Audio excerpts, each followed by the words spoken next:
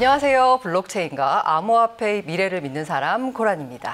지난주 첫 방송이 나갔는데 뜨거운 반응, 무려 유튜브 구독자 100명 돌파! 와. 네, 안녕하세요. 저는 암호화폐 블록체인이 금융의 판을 바꿀 거다라고 믿는 이용재입니다. 말씀하신 대로 지난번 방송이 반응이 되게 좋았어요. 다른 유튜브 영상들과 달리 근거 없는 가격 예측이나 이런 자극적인 얘기 말고 블록체인과 암호화폐의 산업 발전을 조명을 했다라는 피드백이 많아서 굉장히 보람이 있었습니다. 오늘도 역시 좋은 내용 많이 말씀을 드리도록 하겠습니다.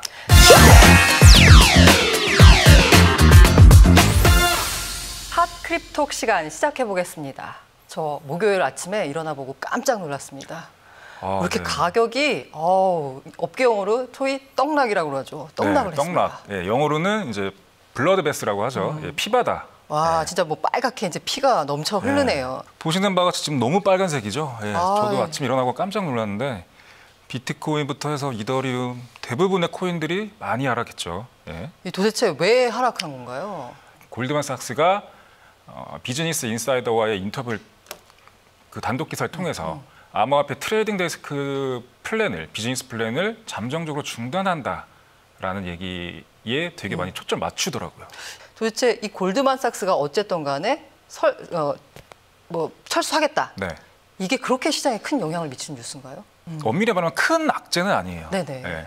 근데 이런 기관이 들어온다라는 거에 대한 기대감을 갖고 투자했던 단기 투자자들의 기대감이 좀 무너졌다고 볼 수 있는 거죠. 그래서 시장에서 이제 그렇게 좀 과잉 반응으로 받아들여졌는데 골드만삭스 같은 경우는 계속적으로 이 기관 투자 진입에 첫 테이프를 끊을 것이다라고 다들 예상을 했었고 이 뉴스에 숨겨져 있는 포인트가 뭐냐. 근데 그 이면에 진짜 골드만삭스가 진짜 이렇게 하는 게 맞냐.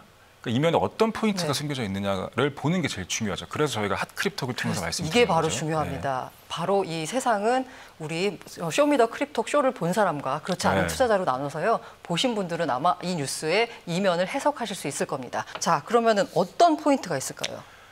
첫 번째는 골드만삭스가 암호화폐 트레이딩 데스크를 만들어서 실제적으로 이거를 거래하고 고객들한테 많이 제공하지 않더라도 이미 지금 기관 투자자들은 암호화폐 시장에 들어오고 있다고 보는 게 맞아요. 왜냐하면 지금 일반 법인들, 각종 투자 조합들, 그러니까 투자 조합이라 하면 그냥 말 그대로 조합원들이에요. 모여서 그냥 의사결정을 다 같이 하고 그 개인의 돈을 투자하는 거죠. 그래서 금융시장법에 저촉을 안 받아요. 그렇다면 두 번째 포인트는 뭐가 될까요?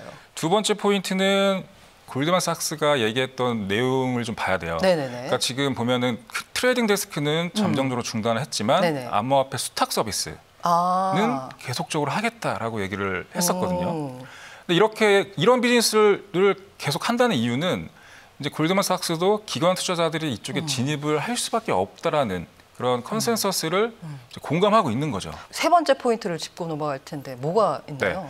세 번째 포인트는 골드만삭스가 자기네들의 플랜을 잠정적으로 중단했던 원인을 꼽았는데 그게 다 외부 원인이었어요. 자체적인 이유가 아니라. 그래서 각종 SEC의 그런 법, 제도.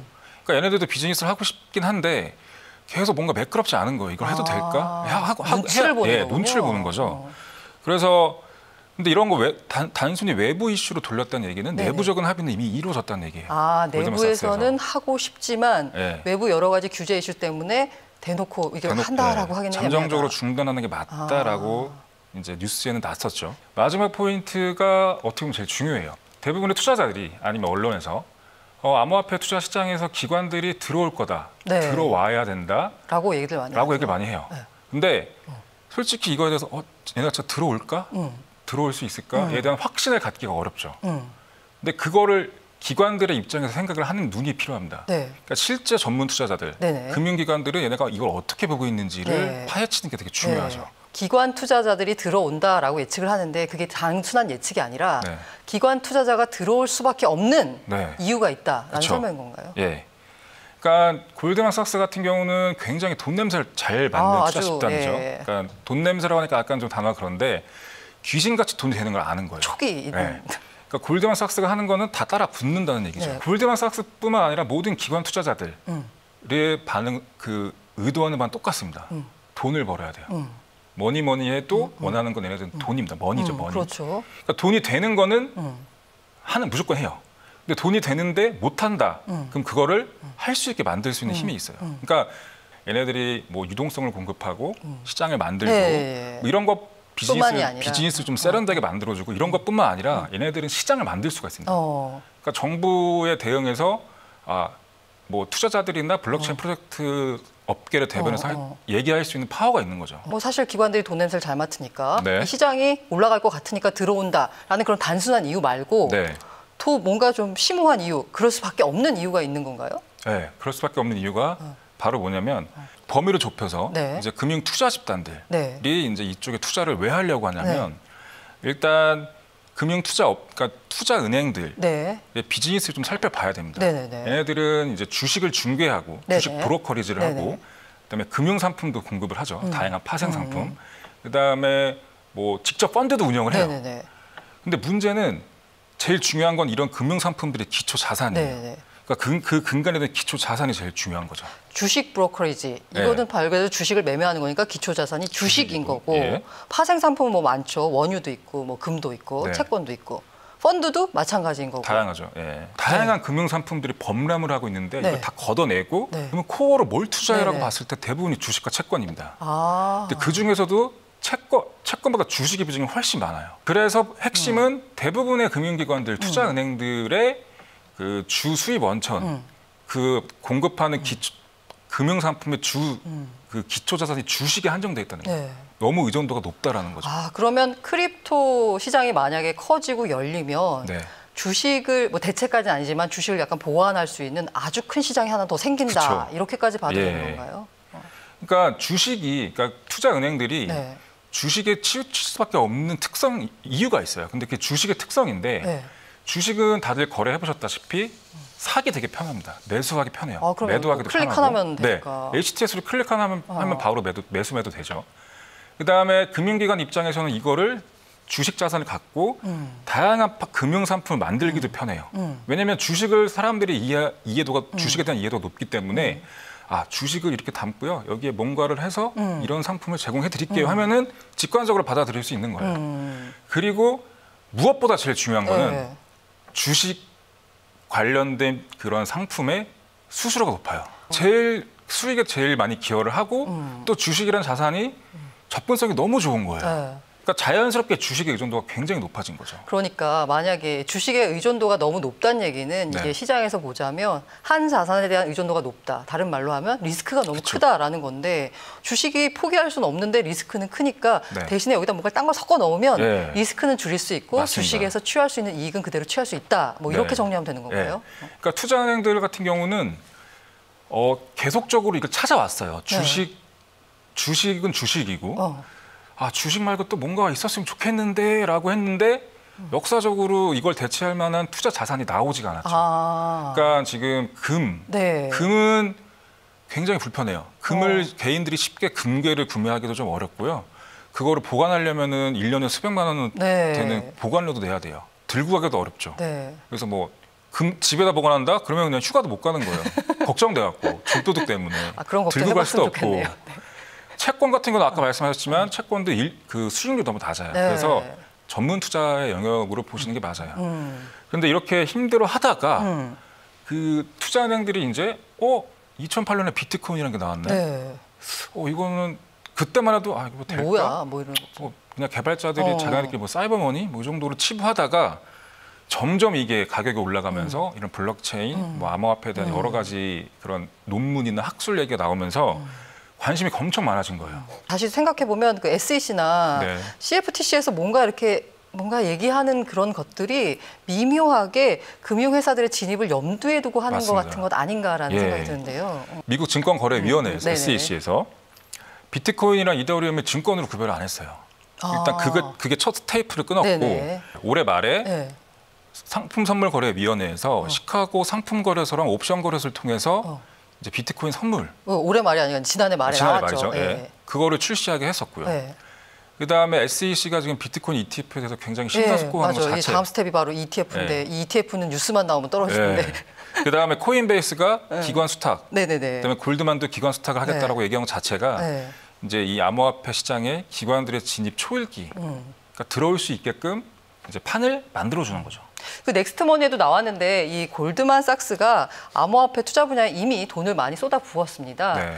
그 서클이라고 있는데요. 이게 암호화폐 트레이딩 플랫폼 개발 스타트업인데 여기에다 무려 1억 4천만 달러를 넣었고요. 이 서클이 4억 달러를 주고 폴로닉스라고 아마 많이 아실 텐데 이 암호화폐 거래소를 인수를 했습니다. 골드만삭스가 한 푼도 그냥 안 쓰죠. 그쵸. 뭔가 다 돈이 되니까 쓰는 네. 건데 이건 중단하기 어렵다. 아무리 그런 페이크 뉴스가 나와도라고 볼 수 있는 거였네요. 그렇죠. 그 고래들, 네. 소위 말하면 이제 비트코인을 많이 갖고 있는 사람들이 대규모로 매도를 했다라는 이야기가 좀 불거지고 있는 상황이에요. 그래서 네. 나온 이름이 저도 이렇게 뉴스를 보다 보니까 이 그 전설의 이름 실크로드. 네, 실크로드. 실크로드와 관련된 내용은 책을 참조하시면 되고요. 뭐 이런 폭락 나오면 항상 등장하는 이름이 실크로드 혹은 마운트복스 이 두 예. 개가 등장하는데 실크로드 관련 의혹 이거 약간 음모론 아닌가요? 최근의 시장 상황이랑 비춰봤을 때 그러니까 점진적으로 보시면은 너무 떨어졌죠. 지금 떨어져 있는 상황에서 6,000불 초반대에서 계속적으로 한 달 동안에 7,000 올랐어요. 한 3,400불까지 올라가는 국면이었단 말이죠. 근데 이런 국면에서 이미 개인들은 이제 개인 투자자들 대부분의 투자자들은 올해 초에 진입하신 분들도 많을 거고요. 그래서 지금 이렇게 올라갔다고 하더라도 팔 수 있는 매도를 할 수 있는 주체가 가격대가 많지가 아니죠. 않아요. 예. 그러니까 개인들은 대부분이 못 팔 거고요. 일반 법인들도 올해 들어오신 분들 OTC 시장으로 들어왔던 그 기관 투자자들이 많기 때문에 올해는 계속 빠지고 있는 장이었기 때문에 이 정도 올랐다고 해서 갑자기 던진다라고 하는 건 좀 상식적으로 받아들이기 어렵죠. 네네. 그래서 보시면은 근 한 달 동안에 20% 정도 올라가고 있는 상황에서 요 기간 동안 올라가고 있는 장에서 거래량이 일거래량이 한 평균 6만 개 정도 됐었어요. 지금 몇 근데 배 하는 거예요? 이거? 지난 5, 6일 날 그거에 2배 정도 두 배도 되는 늘어나서 거래량이 터지면서 가격이 매도세가 나왔죠. 하락했네. 그래서 이런 의혹들이 많이 나오고 있는 상황이에요. 그러면 용재 씨가 개인적으로 보기에 이게 네. 음모론이 아니라 뭔가 진짜 근거가 있다 이렇게 판단하시는 건가요?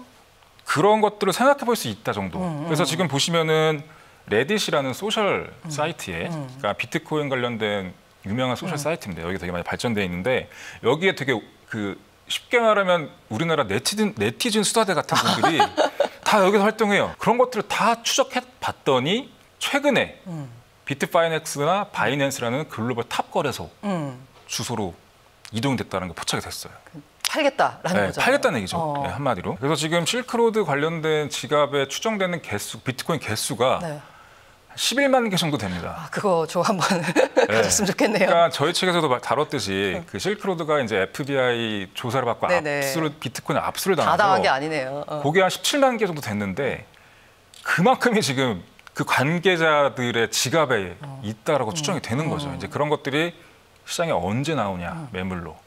물론 나와서 누군가 받아주겠죠. 지금 비트코인의 시장성이나 미래 가치를 봤을 때는. 근데 단기적인 충격은 불가피하다. 예, 이런 것들을 좀 유념하셔서 좀 시장을 보시는 게 좋을 것 같다라는 생각이 드네요. 네, 정말 다른 뉴스에서는 볼 수 없는 소식 우리 핫크립톡 쇼미더 크립톡 쇼에서만 볼 수 있고요. 다음번에도 저희가 뉴스 그 이면의 뉴스를 핫크립톡에서 전달해 드리도록 하겠습니다.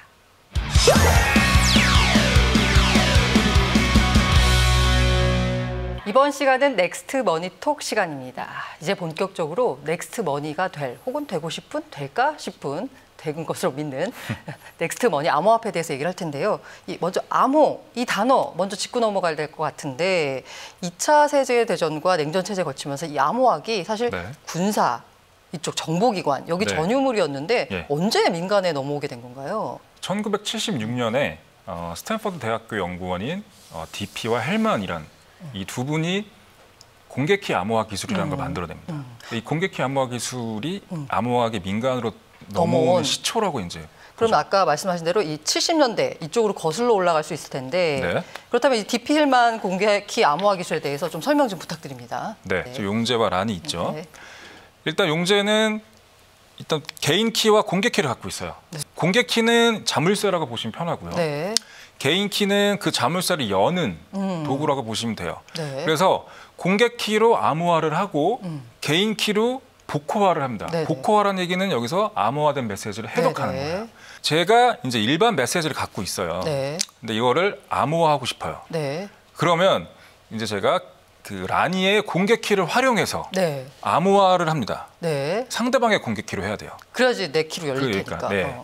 그래서 암호화된 메시지가 암호화되면 이제 제가 전송을 하겠죠. 네. 그래서 그런 암호화 메시지가 전달이 되면 이제 라니는 자신의 공개키로 암호가 되어 있으니까 네네. 자신의 개인 키로 그걸 네. 열어볼 수가 있는 거예요. 그래서 라니의 개인 키로 네. 그 제가 용재가 보낸 암호화 메시지를 이제 해독하죠. 그럼 요 구조에서는 이 공개 키는 사실 공개돼도 말 그대로 상관이 네. 없는 거고 이 개인 키가 중요한 거네요. 네. 개인 키를 잃어버리면 안 되고요. 공개 키는 그냥 자물쇠예요. 자물쇠는 잃어버려도 되잖아요. 열쇠를 잃어버리면 안 되지. 그래서 또 그러니까 저희가 비트코인 같은 거 주고 받을 때도 그 주소가 있잖아요. 네, 지갑 주소. 네. 그게 사실은 공개 키를 통해서 만들어낸 거예요. 그러니까 하나의 계좌번호라고 볼 수 있는 거죠. 아, 그럼 이 공개 키는 계좌번호니까 야, 네. 돈 보낼 테니까 계좌번호 불러줘. 이러면은 그냥 불러주잖아요. 네. 마찬가지 공개해도 되는 거고 맞죠, 네. 개인 키만 내가 이렇게 갖고 있으면 개인 되는 키만, 거고. 개인 키는 무조건 잊어버리면 안 돼요. 아, 네. 그래서 이제 이렇게 공개 키 암호화 기술, 암호화 알고리즘이 개발이 됐고 이게 민간으로 퍼져서 네. 이제 다양하게 암호화에 대한 연구, 암호화 알고리즘에 대한 연구가 시작이 됐죠. 네. 1970년대 후반에. 예.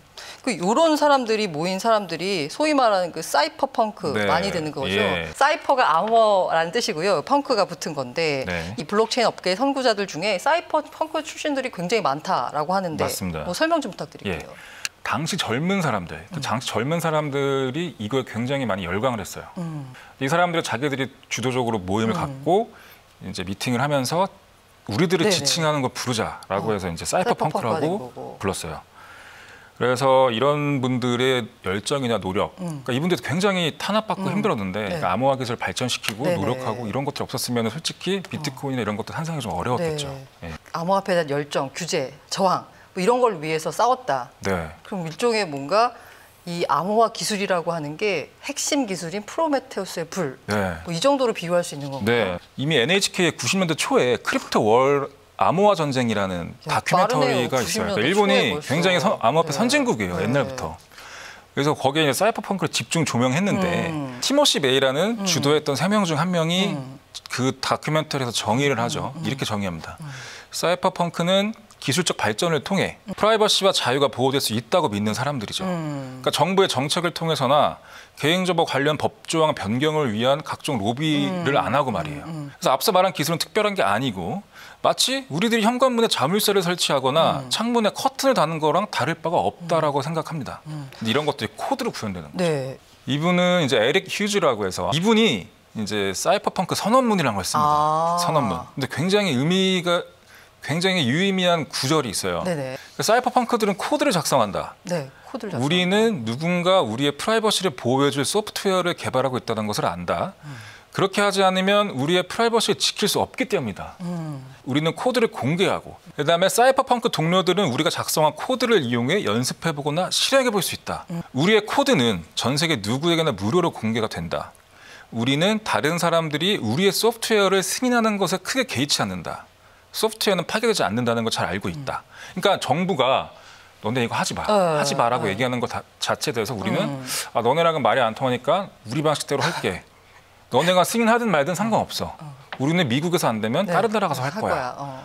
그다음에 소프트웨어는 파괴되지 않는다라는 얘기고 널리 사용되고 전파된 시스템은 쉽게 없어지지 않는다. 이게 바로 비트코인 얘기인데 그러니까 비트코인 가치관이랑 똑같은데 정부가 아무리 계속적으로 탄압을 해도 이미 너무나 많은 사람들이 비트코인을 갖고 있고 쓰고 심지어는 이런 비트코인 중심의 경제 시스템까지 지금 만들어지고 있는 상황이기 때문에 또 이런 것들을 또 한 정부가 쉽게 밟을 수가 없어요. 네. 사실 또 사이퍼 펑크 하면 이분 또 빼놓지 그쵸, 않을 수 없습니까? 이 데이비드 차움. 예. 제가 만나봤습니다. 네. 또 아마 아유, 여기 이제 인증샷까지 남겼습니다. 대한민국 네. 블록체인 대표 기자답게 또 굉장히 만나기 어려운 분을 또 직접 만나고 오셨네요. 예. 친한 척하면서 사진 찍었는데요. 이 그 처음이 이렇게 이 업계에서 유명한 게 네. 사실 그 이캐시라는 화폐 때문이잖아요. 네. 그 이캐시가 뭐 비트코인 전신이다 이런 네. 말까지 나오는데 이거 어떤 화폐인가요? 그러니까 이캐시가 이제 비트코인 전신이라고 불리우는 화폐가 맞고요. 근데 다만 차이점이 있어요. 네. 이캐시는 그러니까 비트코인은 이제 중앙화된 기관에서 발행이 안 되잖아요. 네네네. 다들 채굴을 통해서 신규 발행만 되는데 이캐시는 당시 중앙화된 은행들을 통해서 발행이 됐었어요. 아, 네. 탈중화가 아닌 탈중화가 아니죠. 네. 그래서 은행이 발행은 하되 발행은 하고 이게 맞다라는 이 이캐시가 정당하다는 거에 대한 인증을 할 수 있대. 실제 소유는 누가 갖고 있는지는 몰라요. 대신에 이제 총 발행량만 알고 있는 거죠. 관리할 수 있는. 그러니까 총 발행량은 100인데 왜 102가 돌아다니지? 그럼 나머지 2는 가짜. 가짜네? 그럼 확인하고 가짜로 판명되면 폐기하고. 그러니까 이런 시스템의 디지털 캐시였죠. 그 사실 뭐 전신이라는 말까지 나올 정도로 뭐 정신적 지주라는 말까지 나올 정도로 네. 이 차움과 차움이 설립한 디지캐시라는 회사가 이 네. 씬에서는 유명한데 근데 왜 5년 만에 망한 걸로 제가 알고 있는데 네. 너무 오만하다라는 원인이 하나 있습니다. 네. 이런 일화들이 굉장히 좀 많이 있어요. 그래서 디지캐시가 이캐시가 굉장히 각광을 받아서 다양한 파트너들과의 계약을 목전에 두고 있었습니다. 뭐 골드만삭스, 뭐 다양한 그런 마이크로소프트 이런 데들이랑 계약을 목전에 두고 있다가 데이비드 차움의 단순 변덕, 그다음에 고집 이것 때문에 많이 무산돼요. 그러니까 직원들이 굉장히 지치는 거죠. 네. 그리고 직원들한테 굉장히 독단적으로 대하고 이런 것들이 쌓여서 이제 약간 좀 회사가 좀 안 좋아졌다. 좀 직원들도 많이 나가고 막 이런 상황도 뭐 사실 왔었죠. 그런 차움의 약간 독단적인 경영 방식도 문제가 되겠지만 네. 이때가 생각하면 90년대거든요. 네. 아직 인터넷이 활발히 되기 전인데 네. 벌써 이런 게 나왔다는 걸 과연 일반인들이 받아들일 수 있었을까 이런 부분에서 좀 의문이어서 맞아요. 예. 벤처 명언이 떠오르네요. 네. 너무 앞서가는 것은 틀린 것이다. 맞아요. 딱 반발짝만 딱 네. 앞서가야 되는데 그래서 그 비트코인 나왔던 2008년은 세상이 받아들일 준비가 됐다라는 표현을 쓰는 것도 맞는 것 같은데요. 네. 그러면 그 사토시 나카모토 역시 비트코인을 만들 때 네. 사이퍼펑크들의 아이디어를 차용했겠죠. 네, 많이 그래서 이 차용했죠. 업계에서 제가 제일 많이 들은 말 중에 하나가 거인의 어깨 위에서라는 말입니다. 맞아요. 이게 가장 적절한 비유라서 아마 다들 이 비유를 많이 드시는 것 같아요. 네, 아이작 네, 뉴턴이 네, 네. 썼던 뭐 그런 표현인데요. 그러니까 지금 사토시 나카모토가 2008년도에 내가 다 고안해낸 기술로 비트코인을 세상에 딱 내놓은 게 아니에요. 앞서서 여러 예, 가지 연구도 비트코인의 주요 핵심 기술들은 이미 사이퍼펑크들에 의해서 굉장히 많이 연구가 됐던 기술들이에요. 근데 그거를 잘 조합을 해서 비트코인이라는 거를 만든 거죠. 예. 그래서 보시면은 저희가 지금 이제 확인할 게 네. 이제 사이퍼펑크 중에서 아담 백이라는 네네네. 사람이 있습니다. 네. 그러니까 이 사람이 이제 작업 증명이란 거죠. 어. 뉴스 보면은 작업 증명 얘기 네, 엄청 많죠. 맞아요. 작업 증명이 네. 프루프 오브 워크라고 네. 해서 POW에서 많이 나오는데 뭐 이번 기회에 작업 증명이 뭔지 좀 네. 짚고 넘어가 주셨으면 합니다. 그러니까 작업 증명이 이제 비트코인 채굴 알고리즘, 그다음에 합의 알고리즘으로 불리는데요. 그러니까 이게 기술적인 얘기보다는 여기서는 좀 더 편하게 얘기해 볼게요. 예를 들어서. 예, 초보자도 이해할 수 예. 있는 방송 쇼미더 크립토. 그래서 작업 증명의 정의는 A라는 서비스를 사용하기 위해서 반드시 사전에 B라는 작업을 수행해야 한다라는 걸 의미합니다. 뭐 어려워요. 좀 비유를 어렵죠? 설명해 주세요. 네, 비유로 바로 가볼게요. 회사에서 직장상을 예를 들면 제가 부장이에요. 그다음에 라니는 대리죠. 네. 그러니까 용재는 라니한테 사업 기획안 작성 지시를 해요.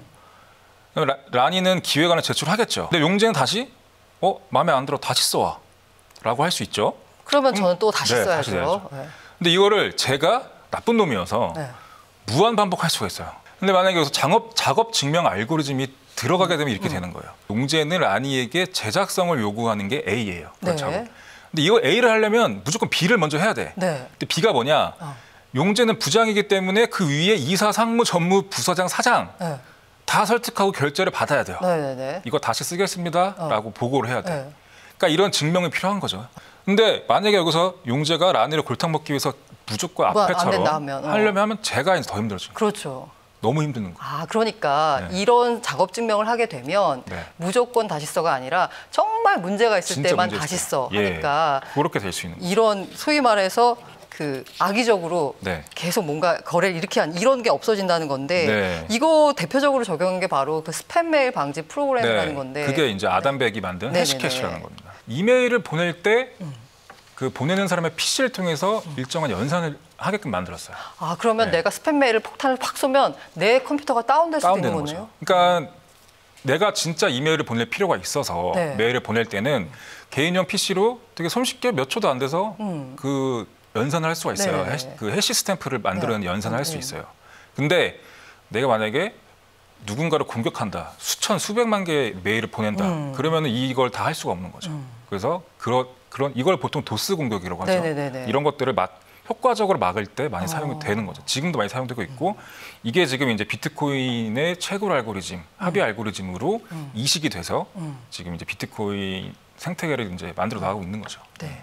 자, 오늘은 암호화의 역사와 사이퍼펑크 그리고 해시캐시 작업 증명 알고리즘에 대해서 알아봤는데요. 사실 비트코인이 2008년에 나왔다고 하지만 그 태동은 70년으로 거슬러 올라갑니다. 수많은 거인들의 어깨에 기대서 비트코인이 탄생한 것이죠. 다음 시간에는 드디어 모두 기대하시는 비트코인에 대한 얘기가 본격적으로 시작됩니다. 넥스트 머니톡 기대해 주세요.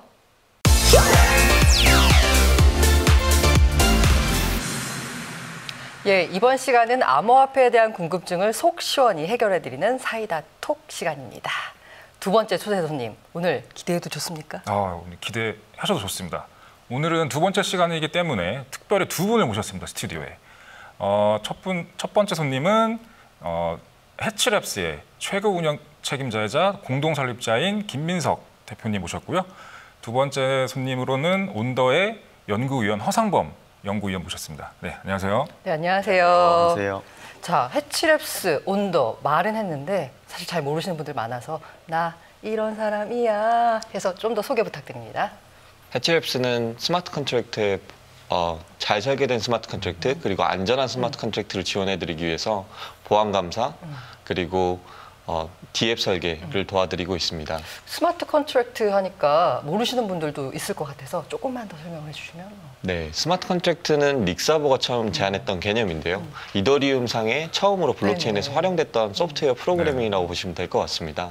스마트 컨트랙트는 한번 제작하고 나면 변경이 불가능하다는 네네. 특징 때문에 ICO 그리고 DF 설계에서 많이 사용이 되는데요. 코어죠. 네, 맞습니다. 그렇다 보니까 한번 제작하시고 나서 그 제작하신 코드상에 버그가 있을 경우가 많이 있어서 해킹 사건과도 많이 네. 관련이 네. 있어 왔고요. 다만 반면에 스마트 컨트랙트가 가지고 있는 가능성 때문에 네. 금융 및 다른 물류에서도 사용될 가능성을 많이 가지고 있는 기술이라고 보시면 될 것 그 같습니다. 스마트 컨트랙트에 대한 보안 감사, 일종의 회계사 업무를 하는 곳이 해치랩스다 이렇게 표현하면 되나요? 네, 저희는 처음은 보안감사 네. 업무로 시작을 했었고요. 네네. 이제 최근에 더 많은 서비스들, 즉 스마트 컨트랙트를 활용해서 다양한 서비스를 구현할 수 있는데 그런 기술을 제공하는 회사라고 보시면 될 것 같습니다. 네. 기술을 제공한다는 게 스마트 컨트랙트를 이렇게 좀 잘 만들 수 있게끔 가이드를 주시거나 아니면 짜주기도 설계도 해주시기도 한다는 말씀이신가요? 네, 맞습니다. 네. 그 스마트 컨트랙트 자체가 이제 변경이 불가능하기 네. 때문에 네네. 어떻게 설계하느냐에 따라서 좋은 서비스가 최초 나올 설계가 수 있고, 중요하죠. 네네. 네, 맞습니다. 그래서 저희는 그 스마트 컨트랙트를 활용한 서비스 자체를 설계를 하고 네. 개발하는 일을 도와드리고 있습니다. 자, 옆에 계신 상범 씨도 자기소개 잠깐 부탁드릴게요. 온더 같은 경우에는 기존에는 이제 해치랩스랑 어떻게 보면 비슷한 포지션에 네네. 있었기도 한데 네. 요즘 같은 경우에는 이제 이더리움 블록체인의 사이드 체인을 좀 이더리움 블록체인 확장성 문제를 네네. 해결하는 거에 모든 리소스를 투입하고 있고요. 온더라는 이름 자체가 온 이더리움이라는 그 약자를 궁금했었어요. 왜 네. 온더인지. 저는 약간 멕시칸 푸드 생각나서. 온더보더 약간 이런 느낌이요. 네, 온 이더리움이라는 약자를 가지고 네. 있고 그래서인지 뭔가 온더와 이더리움이 같이 가는 듯한 양상을 많이 보이고 있어요. 그래서 요즘 하고 있는 프로젝트 같은 경우에는 이더리움 블록체인 확장성 솔루션 핵심 중에 하나인 플라즈마 블록체인을 네네. 연구 개발하고 있고 저 같은 경우에는 그 플라즈마 블록체인에서 지금 연구하고 있는 부분은 이제 가스 시스템이 좀 그 요즘 들어서 TX 피, 그러니까 트랜잭션 피가 너무 높아지는 부분이 네네네. 문제가 많아지고 있어서 그 부분을 해결하기 네, 그런 위한. 부분을 조금 해결하기 위한 여러 가지 데이터를 수집하고 분석한다거나 그런 작업을 하고 있습니다. 근데 제가 알기로 민석 씨는 이 디사이퍼 소속이기도 하시죠? 디사이퍼도 맞습니다. 소개 부탁드릴게요. 네, 디사이퍼는 서울대학교 블록체인 연구회로서 석박사 그리고 학부생 그리고 아이고. 실제로 블록체인 프로젝트나 이제 스타트업에 근무하고 있는 친구들이 함께 모여서 예. 블록체인 코어 그리고 블록체인 기술 자체를 깊게 연구하자라고 네. 해서 모인 단체인데요. 실제로도 저희가 지난 3월부터 지속적으로 연구했던 내용들을 지난 8월에 네네. 컨퍼런스, 디퍼런스를 네. 열면서 저희가 연구했던 내용들, 기술적인 내용들에 네. 대해서 전달해드렸던 적이 있었습니다. 근데 아까 말씀대로 서울대 블록체인 연구회인데 이게 학교, 대학에서 이 암호화폐 열기가 굉장히 뜨거운가 보죠? 대부분 대학생들이 이제 처음엔 투기로만 시작을 했었는데 아. 점점 더 많은 대학생 그리고 그 대학원생들이 기술에 좀 관심을 가지고 디사이퍼 그리고 그 외에도 다양한 학회들이 나와서 기술에 좀 방점을 두는 학회들이 많아지고 있는 것 같습니다. 상범 씨가 보기에도 그런가요? 어떤가요? 대학생들의 인식 수준 자체는 전혀 없거나 있다고 하더라도 네. 이제 비트코인 이 정도 투기 네네네. 수준에 멈춰 있는 게 사실인데 아. 그래도 이제 각각 학회 내부적으로 들어가다 보면 그래도 민성님 말씀하신 것처럼 열기가 뜨겁긴 한 것 같아요. 학회 내부로 들어가면. 네, 근데 일반적인 대학생들이나 일반인들이랑 얘기하는 건 사실 아직 괴리가 좀 많이 상당히, 크죠, 아직까지. 갭이 좀 많이 큰 것 같습니다. 궁금한 게 디사이퍼에서 이제 블록체인이나 크립토커런시 관련 연구를 하는데 제가 알기로는 그냥 단순히 스터디를 넘어서서 뭔가 개발 정도 레벨까지의 그런 깊은 연구를 한다고 들었는데 디퍼런스를 계획했던 이유가 네. 이제 많은 컨퍼런스나 많은 네. 미드업들이 있는데 대부분 해외 연사분들을 초청해 오셔서 그렇죠. 저희가 뭔가 목소리를 내는 것이 그죠. 아니라 네. 해외 목소리를 빌려온다는 맞아요. 왜냐하면 해외 분들이 와야지 좀 약간 붐업이 되기 흥행성이 때문에. 또 네, 네. 아직은 그런 것들이 네. 많이 남아 있는 것 같은데요. 내용도 또 그렇게 없어요. 별게 네. 없더라고요 또. 네, 저희는 사실 그 부분이 좀 아쉬워서 저희가 직접 연구한 내용이 좀 부족하더라도 네. 우리 목소리를 내는 컨퍼런스를 너무 만들자라고 훌륭해요. 해서 네. 이제 블록체인 코어 자체의 연구라든지 블록체인 확장성 이슈 혹은 블록체인 스마트 컨트랙트 그리고 토큰 이코노미 메커니즘이라든지 혹은 블록체인을 실제 IoT에 어떻게 적용시킬지 네. 그리고 ICO가 좀 더 나은 그리고 제도적으로 어떻게 더 나은 시스템이 될 수 있는지 등에 대해서 연구를 했고 관련된 내용을 컨퍼런스에서 발표를 했습니다. 두 분이 보시기에 현재 암호화폐 시장에서 벌어지고 있는 이 가장 큰 문제 뭐라고 생각하시나요? 제 생각에는 서비스나 상품이 없는 게 가장 큰 문제인 것 같습니다. 대부분 맞습니다. 스타트업들은 사실 네. MVP라고 해서 미니멀 바이어블 프로덕트를 만들고 그것들을 고객이 많이 사용할수록 시장이 결국에 그 스타트업의 제품을 선택하고 사용자를 많이 유치한 스타트업이 살아남기 마련인데요. 네네. 블록체인 산업에서는 아직 서비스나 상품이 먼저 맞아요. 나오지 않고 펀딩이 먼저 되는 경우가 네. 많다 보니까 네, 도대체 뭘 하자는 거야? 라는 질문들을 많이 받으세요. 네, 받아요. 맞습니다. 그래서 제 생각에는 서비스나 상품이 더 많아져야 사실 생태계가 더 건강해질 거라고 기대하고 있습니다. 상범 씨도 연구원이신데 뭐 어떤 생각을 갖고 계신지 뭐가 문제인가요? 일단 저는 시장에 좀 거품이 되게 많이 끼어 있다라는 생각이 되게 많이 아직까지도 들거든요. 거품이라고 네. 생각하세요? 왜냐하면 저희가 2016년에 이제 알파고 AI 열풍이 네네네. 들었을 때는 사실 이 정도까지 뭔가 시장이 붐이 됐다거나 되게 요즘 뭐 이쪽에서 유행하는 말로는 되게 하이프트 됐다고 네. 말을 많이 하는데 그 기준이 사실 알파고 때랑 너무 차이가 많이 나가지고 네네.